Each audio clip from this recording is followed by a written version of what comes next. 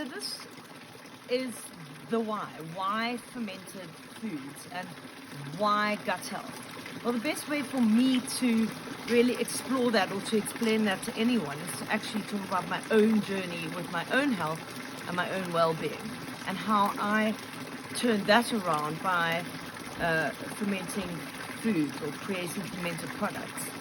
So basically about 8 years ago, I realized that I had underlying health issues and that it was stemming from my gut. Now, at that particular point in time, I wasn't aware of the story that was starting to develop within natural health, which was really about the fundamental fact that your gut is actually the core place to start if you're wanting to deal with any health issues. And the reason why our guts have become depleted in the modern world is really got to do with the fact that our food chain has been basically sabotaged, is the only way I can say it, by an overuse of genetically modified crops, glyphosates, pesticides, herbicides, fluoride in our water, and then of course the overuse of allopathic medicines. And when we talk about that, we're speaking specifically and largely about antibiotics. So with all of this, assume you are eating 100 grams of factory farmed steak.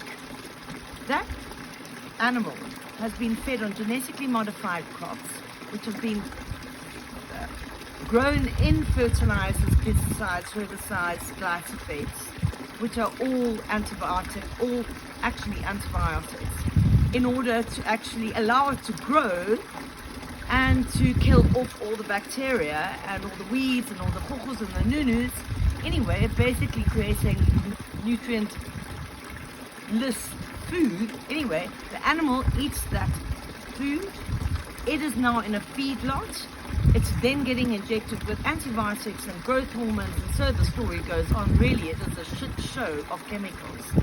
I, as the consumer, am then eating that meat. I'm also eating the grain. I'm also eating the broccoli. I'm also eating the cabbage, all of which have had pretty much the same sort of treatment along their route to landing up on your plate. So what you're really doing is getting slow doses of antibiotic all the time. What that is doing to your gut microbiome is to actually, because it's designed to do so, it's killing off your healthy microbes. What are we ending up with? We're ending up with all the modern day issues. Leaky gut, IBS, Crohn's, colitis, and so the story goes on. What that is actually a permeability is created in the gut lining, which is then allowing particles to go into the bloodstream or into the body that shouldn't be there. The body, in its beautiful design, then goes to attack what is not supposed to be there and creates inflammation, which is one of the reasons why we're seeing such a huge increase in inflammation in people these days. So you get inflammation, you therefore get candida, you therefore get chronic fatigue, you therefore get an autoimmune of some sort. But everyone knows inflammation is base one for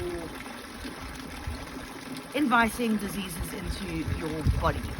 It's really, really actually very scary. The industrialization of food in our world has basically removed naturally fermented foods from our system and from our daily regime, so which meant that we were constantly getting live microbes fed back into our bodies. We are no longer really getting that.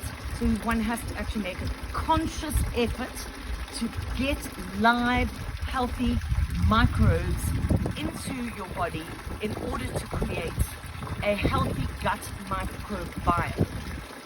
That is the most core story if you're trying to handle or manage your health. You can't start anywhere else but with the gut.